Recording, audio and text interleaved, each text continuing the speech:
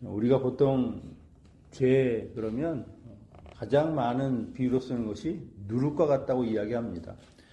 누룩의 특성은요, 조금만 있어도 그 온 덩이를 다 누룩으로 부패하게 하고 혹은 부풀게 하고, 그래서 적은 양이지만 그 영향력이 엄청나다는 의미에서 죄라는 것에 대해서 우리가 비유를 합니다. 죄 역시 작은 것일지라도 그것이 정말 수많은 사람들을 죽음으로 몰아넣기도 하고 또 많은 사람들을 죄악 가운데 놀아놓을 수 있는 그런 전파력이 굉장히 강한 그런 특성을 가지고 있죠. 소돔과 고모라가 멸망한 것은 의인 10명이 없었기 때문이지만 오늘 이 베냐민 지파와 이스라엘 전체가 싸움을 하는 이 전쟁은요, 그냥 단지 몇 명에 불과한 그 불량배들 때문에 시작된 것입니다. 소수의 작은 사람들의 범죄가 한 지파를 망치고 이스라엘 전체를 망치는 그런 씨앗이 되는 것이죠. 이것이 바로 누룩과 같은 죄의 특성이라는 겁니다. 미스바에 모인 11지파, 마음을 굳게 하고 서로 힘을 모아서 이제 전쟁을 시작하려고 하는 겁니다. 우리가 집에도 가지 말고 여기 머물러서 굉장한 결전을 다지는 것이죠. 그래서 그들은요, 먼저 레인에 대해서 어찌 이런 일이 있을 수 있느냐, 베냐민에 대해서 어찌 이럴 수 있느냐, 이런 악행이 일어난다는 게 말이 되냐. 그래서 그 범인들을 우리에게 넘겨줘라. 그러면 우리가 그들을 심판하고 그리고 이스라엘에게서 악을 제거할 것이다. 근데 이들의 말에는 문제가 있죠. 불량배 몇 명 죽인다고 해서 이스라엘 안에 죄가 사라지는 것이 아니라는 겁니다. 이미 이스라엘은요, 하나님이 그토록 싫어하는 우상 숭배와 음행과 이런 죄악 가운데 이미 젖어 있는 것이죠. 그 불량배들은 악인이고 죄인이지만 나는 의롭다, 이렇게 이야기하는 겁니다. 그들만 제거하면 이스라엘의 모든 죄, 그 악행이 제거될 것이다. 사실 모두가 죄인이라고 하는 사실을 이들은 지금 잊고 있는 겁니다. 마치 자기는 의롭고 이 모든 죄를 해결하기 위한 그런 대리자로서 자기들을 착각하고 있는 것이죠. 사람이 하나님 앞에서 내가 죄인입니다. 저는 정말 하나님이 없으면은 가망이 하나도 없는 그런 인간에 불과합니다. 이 죄를 사하여 주십시오. 그렇게 고백할 때에 결국 인간은 하나님에게서 용서를 받고 그 죄가 깨끗해지는 것이죠. 그러니까 죄의 문제는요, 하나님의 영역이고 하나님께서 다루시는 것이지 인간인 내가 그것을 어떻게 내 손으로 해결할 수 있는 것이 아니라는 겁니다. 사람을 죽인다고 해서 그 악이 없어지는 것도 아니고요. 이렇게 제의를 했지만 베냐민 지파는 반대를 합니다. 왜 반대를 하는지 모르겠어요. 어차피 그들은 큰 죄를 지은 것이고 지금 40만 명이 자기들을 정말 치러 올라왔는데 두렵지 않습니까? 차라리 그 불의한 자들 어차피 심판을 받아야 하는 거니까 그들을 내어주고 이 일을 마무리하는 것이 가장 좋은데 그걸 거부하는 겁니다. 그리고 오히려 군사들을 모아서 이 전쟁에 대비를 하고 있는 것이죠. 아마 이들은 내 가족, 내 혈통, 그들의 안전을 내가 책임지겠다라고 하는 그런 의로움심 때문인지 아니면 혈연과 지연, 그런 지역에 연연해서 나머지 11지파보다 우리는 더 끈끈하고 의리가 있다라고 강조하는 것인지 모르지만 잘못된 선택을 하는 겁니다. 죄라고 하는 것이 얼마나 무서운 것이고 그 죄는 반드시 벌을 받아야 한다는 것을 지금 이해하지 못하고 있는 것이죠. 내 형제의 것은 내가 감싸줄 수 있다라고 생각하는 겁니다. 그래서 그들은 자기들의 자랑거리인 이 왼손잡이들, 이 왼손잡이들은요, 비록 이 베냐민 지파라는 말이 오른손잡이라는 뜻이긴 하지만은 굉장히 훈련된 사람들입니다. 이들은 물맷돌을 가지고 던지면 사람의 머리카락까지도 그들이 맞출 수 있을 정도로 훈련된 사람들이죠. 그들을 앞장 세우고 그렇게 모인 군사가 26,040만에 비하면 약 16분의 1 정도밖에 되지 않죠. 그렇게 싸움을 시작하려고 하는 겁니다. 이런 걸 보면 자기 소견에 옳은 대로 산다는 것이 결국 내 뜻과 내 의지로 산다는 의미 이전에 어리석은 선택을 하고 정말로 가지 말아야 할 길을 가는 것이 바로 이 자기 소견에 옳은 대로 하는 것입니다. 인간의 생각에 바르다고 하는 것이 무엇이 바르겠습니까? 하나님이 지혜를 주시고 하나님이 이끌어주시고 인도하실 때 내가 올바른 길을 가는 것이지, 인간이 선택하는 거의 모든 길은 욕심과 욕망과 자기 의를 생각하는 것이니까 결국 이렇게 죽음을 향해서 가는 길을 택하는 것이죠. 그런데 17절 이하에서 이들이 전쟁을 하는 것을 보면은요, 얼마나 이들이 정말 그 인생에 무가치하고 무능력하고 그리고 그 존재 자체가 정말 하나님이 없으면 안 된다는 사실을 잊고 사는가 하는 것을 볼 수 있습니다. 18절에 보면 하나님께 질문을 하죠. 나머지 11지파가 누가 먼저 올라가서 이들을 치리이까? 하나님께서는 유다 지파가 먼저 올라가라. 아마 그 레위 지파 사람의 그 첩이 유다인이기 때문에 그럴 수도 있습니다만은 사실은 유다 지파가 그래도 가장 강성하기 때문에 올라가라고 하셨는지도 모르겠습니다. 그런데 이 첫 번째 싸움을 완전히 대패합니다. 거의 베냐민 지파 26,000명이 한 사람씩 쳐서 무찔렀을 정도의 인원이 거기서 참패를 당하고 죽는 것이죠. 왜 이런 일이 일어나죠? 하나님께서 분명히 유다가 올라가라 이렇게 말씀하셨는데 왜 지냐 말이죠. 이것은요, 그들이 하나님께 물을 때 그 묻는 자체 태도가 잘못되었고요, 그 질문 자체가 틀렸다는 겁니다. 오히려 하나님께 올라갈 때 하나님 이 전쟁을 해야 됩니까? 말아야 됩니까? 하나님의 뜻은 무엇입니까? 모든 주권을 하나님께 맡겨야 했음에도 불구하고 우리는 40만 명이다.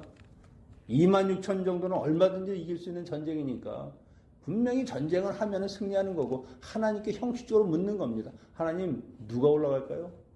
아무나 올라가도 이길 수 있는데 하나님이 정해주시면 거기를 먼저 올라가게 하겠습니다.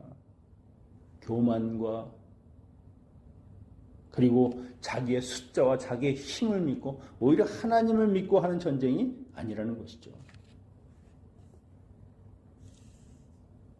다 되어 있고 하나님의 동의만 구하는 겁니다. 하나님이 가지 말라 그래도 이들은 지금 갈 거라는 것이죠. 하나님은 그냥 나를 돕고 그냥 내가 다 준비한 것에 대해서 그냥 이렇게 손가락만 얹어주시면 그렇게 된다는 겁니다. 그리고 여기서 누가 먼저 올라갈까요? 하는 말은요, 주도권을 누가 먼저 잡을 거냐 하는 것이죠. 먼저 올라가는 사람들에게는 우선권이 있습니다. 그만한 혜택이 있겠죠. 결국 그런 교만, 그런 불신앙이 이 패배의 원인이 된 것입니다. 지금 11지파와 한 지파의 싸움인 것 같지만 사실 12지파 모두가 죄악 가운데 있는 사람들이고 다 죄인이라는 것이죠. 그러면 무엇보다 그 능하신 하나님의 손 아래서 겸손하고 하나님의 뜻을 온전히 구하는 그런 믿음의 자세가 있어야 함에도 불구하고 이들은 역시 하나님이 없는 것처럼 자기 소견에 옳은 대로 그렇게 살아간다고 하는 것이죠. 두 번째 전쟁은 또 패했습니다. 하나님께 물었죠. 다시 나가서 싸우리까? 우리가 그들을 올라가서 치리까? 첫 번째 원인이 불신앙에 있음을 그들이 아직도 모르는 겁니다. 그냥 슬퍼하고 우리가 왜 이 전쟁을 지었을까? 40만 명이나 있는 이 대군이 왜 26,000명을 못 이긴단 말입니까? 슬픔과 아픔이 있을지 모르지만 하나님 앞에 진정한 회개가 없다는 겁니다. 아직도 자기가 무엇을 잘못했는지를 뉘우치지 못하는 것이죠. 마지막 세 번째, 이들이 두 번째 패배를 당하고 나니까 그때서야 조금 정신을 차리는 겁니다. 26절에 보니까 이에 온 이스라엘 자손 모든 백성이 올라가 베델에 이르러 울며 거기서 여호와 앞에 앉아서 그날이 저물도록 금식하고 번제와 화목제를 여호와 앞에 드리고, 번제와 화목제, 이것은 정말 하나님께 모든 것을 태워보내는 것이죠. 자기의 죄, 자기의 잘못된 것을 회개하는 것입니다. 그리고 화목제를 드린다는 것은 그 하나님께 잘못한 것을 내가 용서받고 하나님과 다시 화해하는 하나님의 언약 백성으로서 서겠다는 것이죠. 금식을 했다는 것 자체가 이미 이들의 삶이 두 번의 그 패배를 통해서 내가 이 전쟁을 지금 어떻게 생각하고 있는가? 하나님이 주권이 아니라 내가 이것을 주관하고 내가 내 힘으로 할 수 있다고 생각하는 것이 잘못되었다는 것을 그들이 회개하고 있는 것입니다. 여러분, 전쟁은 우리의 것이 아닙니다. 하나님의 것입니다. 하나님의 능력, 하나님의 손에 달린 것입니다. 16배나 되는 그 많은 인원을 가지고도 질 수밖에 없는 것은 하나님이 그들의 손을 들어주지 않았다는 것이죠. 정말 하나님만을 의지하고 싸우느냐, 아니면 아직도 내 힘으로 내가 이길 수 있다라고 생각하면서 그렇게 싸우느냐에 따라서 이들의 승패가 갈렸던 것입니다. 그리고 나서 그들이 이렇게 질문을 다시 하죠. 우리가 다시 나아가 내 형제 베냐민 자손과 싸우리이까 말리이까? 여호와께서 이르시되 올라가라, 내일은 내가 그를 내 손에 넘겨주리라 하시는지라. 세 번째 질문을 통해서 하나님께서 유일하게 승리를 지금 보장하시는 겁니다. 이번에는 정말 믿음으로 하나님께 드리는 질문을 한 것이죠. 하나님, 무슨 말씀을 하시든 내가 그 말씀대로 하겠습니다. 지금이라도 멈춰라면 멈춰서겠고 가라 하면 가겠습니다. 하나님, 전쟁을 하러 올라갈까요 말까요? 하나님의 뜻이 무엇입니까? 오직 하나님의 말씀에 따라가겠습니다. 그런 마음에서 드리는 기도를 하나님께서 받으신 거죠. 베냐민 지파가 어차피 그들의 이 완악함과 그들의 죄는 심판받아야 하는 겁니다. 내 손에 넘겨주겠다. 여러분, 우리가 살아가는 모든 삶의 영역에서도 전쟁을 하든 싸움을 하든 아니면 정말 선한 일을 하든 그 모든 것을 주관하고 다스릴 수 있는 분은 하나님이시라는 겁니다. 내가 어느 날 좀 뭔가 살만하고 가진 것이 있으면 그런 상태에서는 모든 걸 할 수 있을 것 같지만 그렇지 않다는 거예요. 인간이 하나님 앞에서 교만하면, 겸손하지 않으면 언제나 그 자리는 패배의 자리가 될 것이고요. 어떤 상황에서 내가 하나님만을 의지하면 하나님께서 아무리 불리하고 여건이 안 된다 할지라도 우리를 승리하는 사람으로 만들어 주신다는 겁니다. 문제는 내가 하나님께 묻고 하나님께 여쭈고 하나님을 믿고 가느냐, 아니면 아직도 내 힘을 믿고 사느냐, 그 차이가 있다는 것이죠. 저는 여러분이 정말 어떤 장애와 고난과 어떤 환경 속에서도 오직 하나님의 그 말씀에 귀를 기울이고 하나님의 그 대답을 듣는, 그래서 그 말씀을 따라 순종하는 그런 믿음으로 사시기를 강력히 축원드립니다. 그럴 때 우리에게 승리가 주어지는 것이고요. 그럴 때 우리의 모든 인생의 영역이 하나님 주시는 평강과 안식으로 가득 차게 될 것입니다. 그런 축복이 여러분과 함께 하시기를 축원합니다. 기도하겠습니다.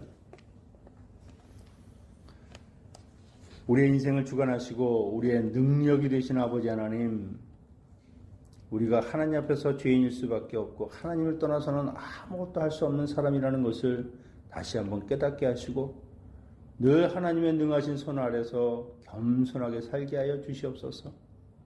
하나님께 나의 삶을 온전히 내어 맡기는 그 순종의 삶을 살아갈 때 우리에게 진정한 행복이 있고 진정한 삶의 평강이 있음을 주여 깨닫게 하시고 무엇보다 하나님을 신뢰하며 하나님을 믿고 따라가는 주의 자녀들 되게 하여 주시옵소서.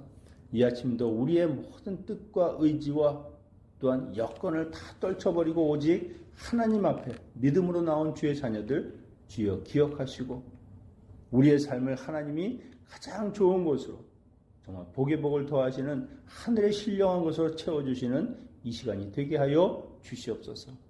우리가 기도할 때 주여 하나님이 결정하여 주시고 하나님이 답을 내려주시고 하나님 앞에 믿음으로 이 모든 기도를 올려드리는 저희들 되게 하여 주시옵소서. 예수님의 이름으로 기도하옵나이다. 아멘.